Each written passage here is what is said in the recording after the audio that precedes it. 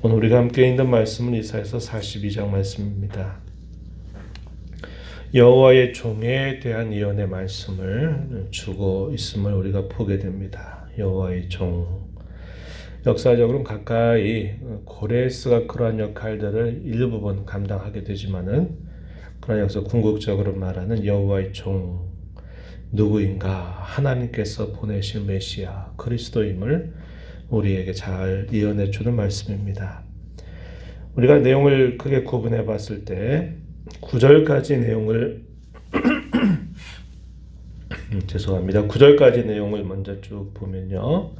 그 내용은 이 여호와의 종에 대해서 예언을 할 때 1절로부터 4절에서는 여호와의 종이 가진 성품이 무엇인가 이렇게 내용들을 분류해 볼 수 있습니다. 그리고 5절에서부터 9절 내용을 보면 여호와의 종이 장차 무슨 일을 행할 것인가, 그가 행할 사역 혹은 그가 행할 임무에 대한 말씀들을 주고 있습니다. 그리고 10절 이하로부터 16절까지 이 내용을 보게 되면 하나님께서 그 여호와의 종을 통해서 하시는 일들을 통해 하나님이 찬양받으시기에 합당하신 분이다 하는 사실들을 가르쳐 줍니다. 그리고 18절 이하로부터 마지막 절 내용에서는 당시에 하나님 백성들의 영적인 실상이 무엇인가를 다시 이야기해 줍니다.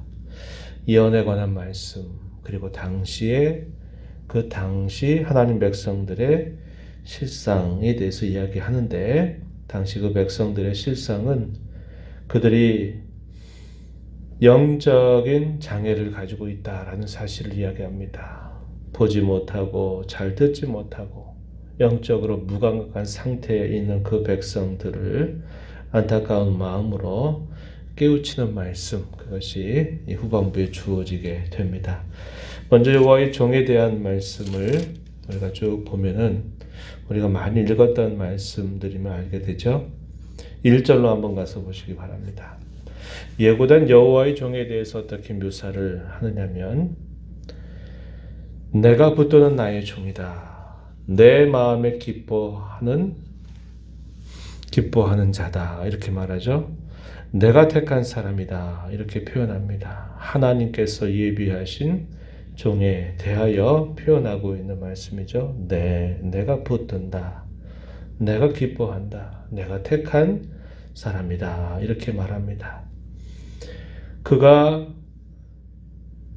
하나님의 영으로 힘을 입어서 어떤 일들을 할 것인가 라고 말씀할 때 1절 후반부에 보면은 그가 이방의 정의를 베풀게 될 것이고 그는 외치지 않고 목소리를 높이지 않고 그 소리를 거리에 들리게 하지 않을 것이다.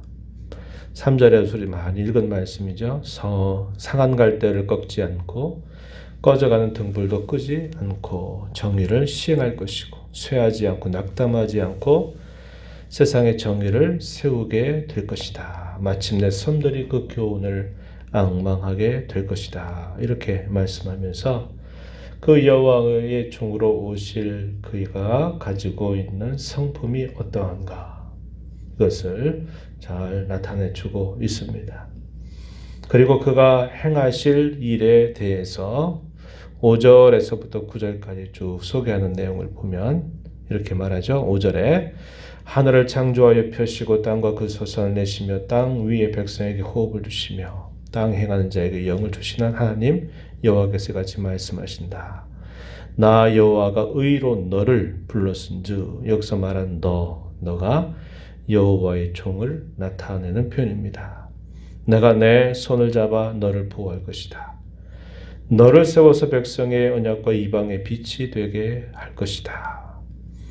눈먼 자들의 눈을 밝힐 것이고 갇힌 자들을 감옥에서 끌어내고 흑암에 앉은 자를 감방에서 나오게 할 것이다. 이렇게 말하면서 그 여호와의 종을 통해서 하나님께서 새 일을 그들 가운데 행하실 것을 예언해 주고 있습니다.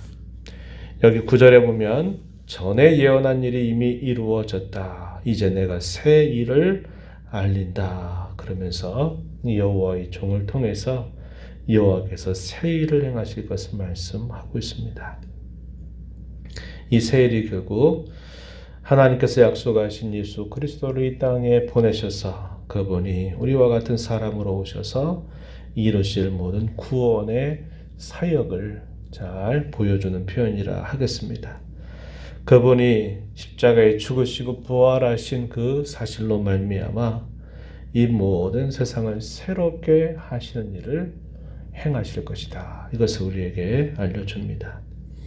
그 일 가운데서도 특별히 놀라운 것은 하나님께서 자기 백성들의 모든 죄를 속해서 그들을 새 백성이 되고 새 사람이 되게 하신다 하는 것입니다. 그래서 이것을 두고 우리가 뭐라고까지 말하냐면 다시 창조하신 일이다 라고까지 말하는 겁니다. 하나님의 백성들이 구원을 받고 죄로부터 벗어나서 그들이 새로워지는 그 일을 두고 재창조라는 말을 사용합니다. 다시 창조하시는 일만큼 그들을 새롭게 하시는 일이다. 이렇게 말씀을 하고 있어요. 우리가 이 말씀을 보면 오늘 저와 여러분이 구원받았다고 하는 이 사실은 우리가 재창조를 받았다 하는 말과 같은 겁니다. 그런데 실상 우리가 살면서 느끼는 것은 예전에 내가 죄짓던 내 모습이 완전히 사라진 것도 아니고 내가 모든 것이 예전과 새로워졌다라고 말하기가 부끄러울 때가 참 많아 보이죠. 그러나 성경은 우리에게 말합니다. 이미 우리에게는 영생의 씨앗을 하나님이 주셔서 우리로 하여금 거듭나게 하시고 우리를 새롭게 하시고 우리를 다시 창조하셨다라고 말합니다. 누구든지 그리스도 안에 있으면 새로운 피조물이라. 보라, 이전 것은 지나갔으니 새 것이 되었도다. 우리 그렇게 말씀하죠. 구약의 이사야 선지자를 통해서 예언했던 이 새 일은 바로 그의 아들을 통해서 행하실 구원의 사역, 그 열매로 주어지게 될 구원의 사실을 말씀하고 있는 내용입니다. 그리고 그 구원의 사실은 우리가 잘 알고 있는 바와 같이 그것은 계속적으로 완성을 향해서 오늘도 한 걸음 한 걸음 전진하고 있다고 하는 사실을 우리에게 말해줍니다. 그리고 그분은 우리를 말씀하신 대로 모든 것을 새롭게 하시기 위하여 우리를 더 온전케 하시기 위하여 다시 오실 것을 우리에게 약속해 주고 있는 겁니다. 그래서 구약시대에 새 일을 행한다라고 말할 때, 또 그날이라고 말할 때 그 의미는 신약시대로 들어오게 되면 두 가지 면으로 성취된다는 사실을 우리는 알고 있어요. 예수님께서 처음 이 땅에 오셔서 행하신 일, 그리고 다시 두 번째 오셔서 주께서 행하실 그 일, 그것으로 인해서 완결을 짓고 완성하신다라는 것을 성경은 우리에게 약속해 주고 있습니다. 이것이 우리에게 큰 소망입니다. 변치 않는 확고한 우리의 희망임을 우리는 잊지 말아야 하겠습니다. 그래서 우리는 그런 하나님이 행하신 일들을 가까이 나아가서 그것을 보고 경험하고 그 일로 인하여 하나님을 찬양하는, 그 하나님을 경배하는 자세를 잊지 말아야 됨을 가르쳐 줍니다. 그래서 여기 보시면은 10절 이하에 읽었던 말씀에 보면은 여호와께 새 노래로 노래하며 땅 끝에서부터 찬송하라. 이렇게 여호와 하나님을 찬양하는 일에 온 세상을 초대하고 있다는 사실을 알게 해줍니다. 12절 가서도 보면 여호와께 영광을 돌리며 섬들 중에서 그의 찬송을 전할지어다. 이렇게 말합니다. 하나님은 그분이 행하신 그 일로 인해서 찬양을 받으시기에 합당하신 분, 영광 받으시기에 합당하신 분이다라는 사실을 분명하게 말해주고 있습니다. 그 하나님은 그 백성들을 향해서 온 세상을 경영하시면서 하나님이 그 백성들에게 약속하신 구원을 친히 이루실 것을 말씀해 주고 있죠. 13절에 보면 대적들을 하나님께서 치실 것이다 라고 말씀하시고 14절 이하에 보게 되면 내가 오랫동안 조용하며 잠잠하고 참았으나 내가 해산한 여인같이 부르짖으리니 숨이 차서 심히 헐떡일 것이다. 내가 산들과 언덕들을 황폐하게 한다. 16절 가보면 내가 맹인들을 그들이 알지 못하는 길로 이끌며 그들이 알지 못하는 지름길로 인도해서 암흑이 그 앞에서 광명이 되게 한다. 구분대를 곱게 할 것이다. 이렇게 말씀하시면서 하나님께서 자기 백성들을 구원하실 사실을 또다시 확정시켜 주고 있다는 겁니다. 그럼에도 불구하고 안타까운 것은 당시의 백성들은 그런 하나님을 여전히 알지 못하고 우상의 마음이 기울어져 있고 그러므로 그들의 영적인 눈이 어두워지고 그들의 귀가 어두워져 있으며 그들이 영적인 무감각 상태에 있다라는 사실을 안타깝게도 책망하고 계시는 겁니다. 19절, 18절 보면 너희 못 듣는 자들아 들어라 너희 맹인들아 밝히 보라 이렇게 말하면서 당시에 영적으로 어두워져 있는 그 백성들을 이렇게 부르고 있음을 알게 됩니다. 24절 가게 되면 그렇게 된 이유가 우리가 그에게 범죄하였도다.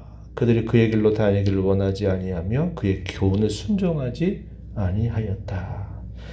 하나님을 가까이 모시고 섬겨가는 일들을 멀리함으로 그들의 눈이 어두워지고 귀가 어두워졌다라는 사실을 이야기합니다. 25절 하반절 끝에 보면 이렇게 말하죠. 깨닫지 못하며 몸이 타나 마음에 두지 않는다. 이 말은 그들이 징계를 당하고 어려운 일을 겪고 있음에도 불구하고 영적인 감각이 없는 상태에 빠져 있어서 깨닫지도 못하고 마음에도 두지 않는 그런 모습을 보이고 있다. 이렇게 말씀을 하고 있습니다. 오늘 저희로 이 말씀을 보면서 우리는 우리 주 예수 그리스도께서 이 땅에 오셔서 저와 여러분을 위하여 행하여 주신 그 구원의 은혜를 다시 한번 되새겨야 합니다. 우리에게 약속하신 것이 온전히 아직 나타나지는 않았습니다. 우리는 여전히 죄 가운데 헐떡거리고 연약함 가운데 에워싸여 있고 우리 마음으로는 하나님을 잘 섬기기를 원하나 또 늘 죄짓는 일에 아주 익숙한 모습을 여전히 보입니다. 그걸 보면 보잘것없고 초라해 보이기 그지없지만은 그러나 우리는 이미 우리 주 예수 그리스도로 말미암아 구원의 은혜를 받아서 우리 안에 영생을 가지고 있다는 사실들을 잊지 말아야 합니다. 그리고 그 영생의 참 효력이 이제 우리의 죽음과 함께 궁극적으로는 예수님이 이 땅에 다시 오신 그 일과 함께 찬란하게 영광스럽게 꽃을 피우게 될 것을 우리는 바라보면서 오늘을 살아갑니다. 우리 하나님 우리에게 영광 받으시기 합당하신 분이고 우리에게 찬송 받으시기 합당하신 분임을 잊지 말고 복된 주일을 허락하신 하나님 앞에 오늘도 우리의 마음을 다해서 영적으로 예민하게 깨어있고 또 우리가 하나님을 가까이 하는 그런 모습을 통해서 마음 깊은 곳으로부터 우리 하나님을 높이고 영광 돌리고 찬양 드리는 복된 우리 모습이 되어야 하겠습니다. 하나님 아버지, 지난 주간 동안도 하나님의 은혜 가운데 살았습니다. 그 은혜를 받고 살면서도 저희들이 무지몽매하게 보낼 때 또한 많이 있었고 하나님 마음을 또 아프게 해드릴 때도 적지 않았습니다. 그러나 오늘도 또 저희들에게 복된 주의를 예비하시고 구별하셔서 우리 하나님께서 저희들을 위해서 행하시는 구원의 일들, 저희 가운데 이루어 주신 일들을 또 다시 되새기며 우리 하나님은 찬양과 경배 받으시기 합당하시고 우리 영광을 받으시기 합당하신 분임을 저에게 일깨워 주십니다. 오늘도 마음을 다해서 저희들께 깨끗한 마음, 정결한 마음으로 우리 하나님께 구원의 노래로 영광 돌리는 귀한 날이 되도록 인도하시고 이러한 찬양에 우리 모든 성도들이 한 마음이 돼서 하나님 앞에 나와서 영광 돌리는 시간 되게 하시고 주께서 예비하신 은총을 함께 맛보는 귀한 날이 되게 하시기를 바라옵나이다. 저에게 약속하신 모든 일들이 장차 온전하게 이루어지게 될 그날을 오늘도 향하여 한 걸음 한 걸음 전진하며 그날을 소망하며 믿음 가운데 살게 하시고 영적으로 깨어있는 심령들이 되도록 은혜를 베풀어 주옵소서. 은혜의 보호자 앞에 나와서 아버지의 은혜를 간절하게 구하는 모든 종들의 간구를 기울여 주시고 응답해 주시기를 바라옵고 예수님의 이름으로 기도하옵나이다. 아멘.